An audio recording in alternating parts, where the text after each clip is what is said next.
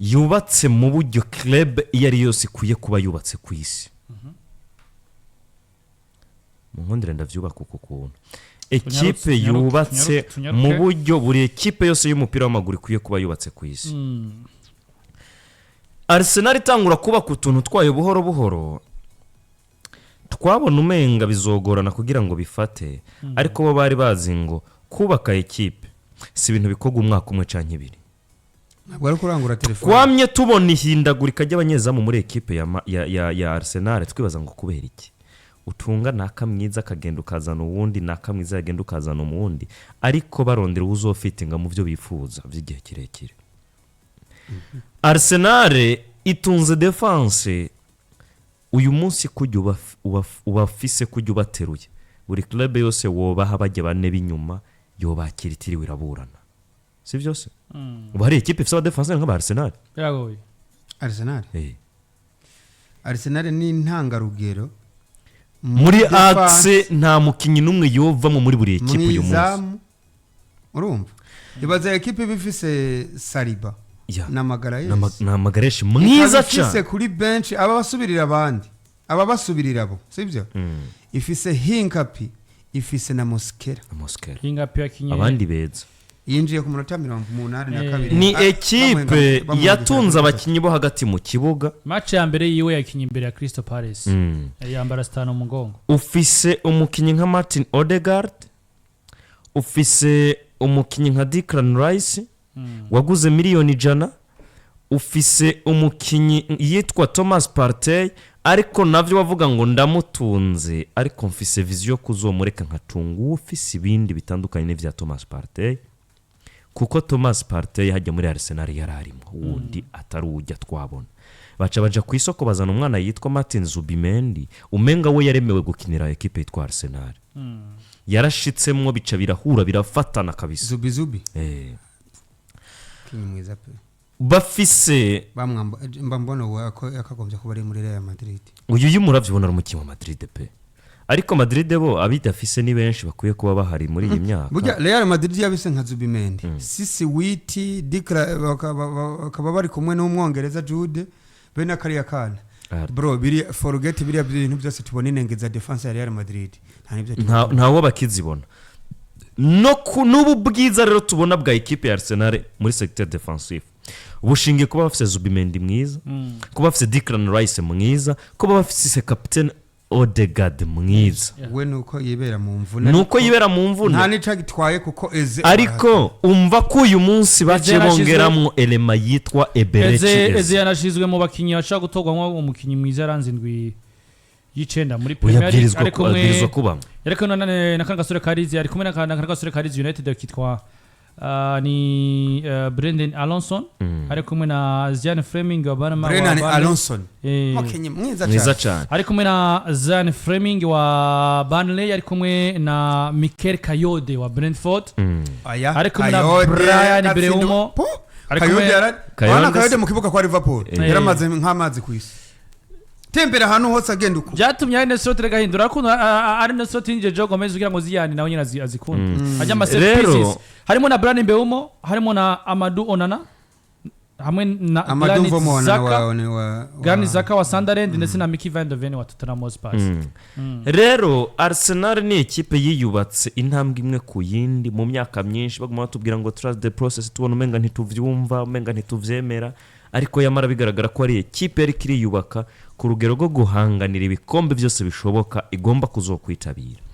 raba uko yinjijemwo piyo yitwa Eberechi Eze ikongera mu mukinyi isanzwe ifise uwumuruta ariko bakavuga ngo nimba dukeneye ubwiza bwa equipe nuko tugomba kugira babiri batanga ibigomba gusa n'ivyegeranye ufise Bukayo Saka ariko urongeyemwo no ni Madueke kuri uru ruhande rundi cyakindi twavuga tuti Arsenal imvangira ikinira Bukayo avunika ukabona Martin ari kugira ibintu gukora ninde undi mukinyi do profile ashaka kuza ku bench akatanga akazi none Madueke bace baramuzana mutereka hajya dusigara twibaza ngo mbe ko badafise nta wuzi ko yavunitse kuko nubundi baba Trossard bose baba bari nka backup Trossard ari ngaho n'umukinnyi aba yiteguye gutanga serivisi nyinshi umwanya uwo ari wo wose ku mpande bugi hose aragenda agakina. Gabriel Jesus n'umugabo yitwa Mikel Merino wanashaka wongere ko Kai Havertz bari batweretse ngo nibo bagabo bagomba kuyobora ubusatizwe equipe ya Arsenal, kuko Mikel Merino harageze igihe tumwe bagira muri mediane ya equipe ya Arsenal tumubona nk'umwataka nimero 9 kandi arabitsinda yarabibonye kipa yiha amanota. Nyuma ava mu bintu vya bricolage aravuga ngo ubu rero aho bigeze equipe yitwa Arsenal dukeneye umusatiriza atari Jesus, dukeneye umusatiriza atari Kai Havertz, umwataka nimero 9 ari typique. Twese twaribaza ngo barazana Oli Watkins, barazana Danny Welbeck, burya barondera Arteta we yarondera Benjamin Sesko, barazana Benjamin Sesko, ariko director sporting director wabo mushasha yasubiriye Edu Gaspar Bert Andrea Bert aramubwiye ati forget atumwataka hari kwisi numu bamwita Victor Yokresh suko yabibona abataka barahariwe mugo yavuga ati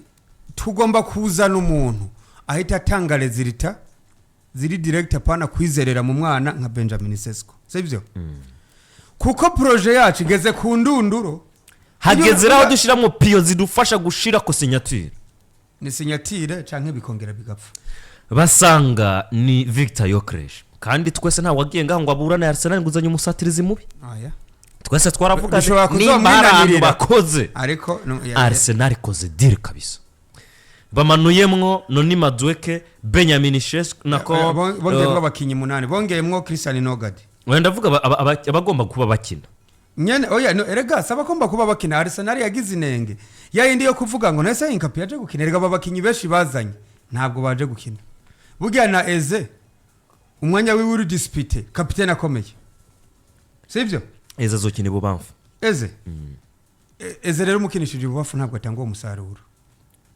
Eze ububona ari mu nimero 10 ariko uko bigenda kose Arsenal cayigora umwaka mu myaka iheze yaravunikisha umwe bagashira,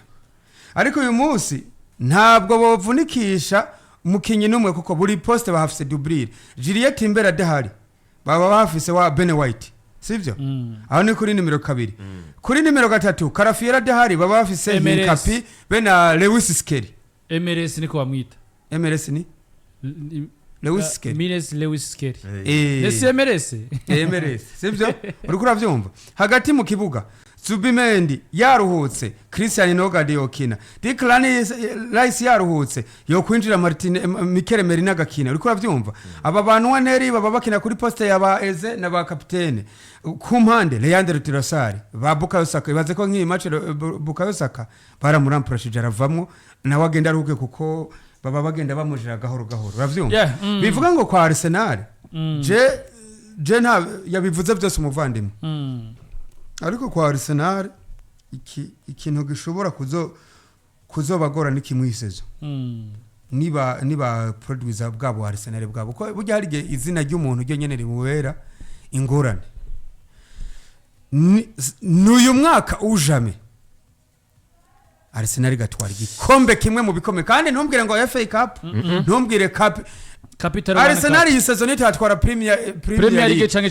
Champions League hazoba hagize yuko akakagabo bakirukana Arteta kuko nta kintu na kimwe Thierry ni waruka kubivuga ngo there will not be any excuse na excuse nimwe izobi hari iyi season kwa Arsenal niba tatwara igikombe kimwe mu bikomeye. Yes nuko inkino zitanu ziherutse uwo bita Mikel Arteta yaditsinzemo zose kandi ni clean sheet. Batsinze Olympiacos 2-0, batsinda West Ham 2-0, batsinda Fulham 1-0, batsinda Atletico Madrid 4-0, bare batsinze Crystal Palace ku ca Eberechi Eze 1-0. Eberechi Eze kwa Crystal Palace muhira yanasohowe afana ba Crystal Palace mukomera amashabwa ati uri umwana mwiza kabisa wagiye neza wagiye amahoro nta kibazo nuko bimeze mu Bwongereza. Aya handi ho nuko Napoli yavunikije Kevin De Bruyne tuzobera ko munsi w'ejo yavunitse kandi agiye kumara nawe nyine igihe kitari munsi y'amezi 2 nyuma y'ibibuga byose tuzagana tubigaruka ko ariko imbere ko tuza muri Primus League turaba ayavugwa hani wacu mu migwi yaduserukiye cyane ndetse na Primus League kundwi 9 twibutsa abantu papa Yuan Arba ko turi kumwe na One Tibet yes turi kumwe na 1tbet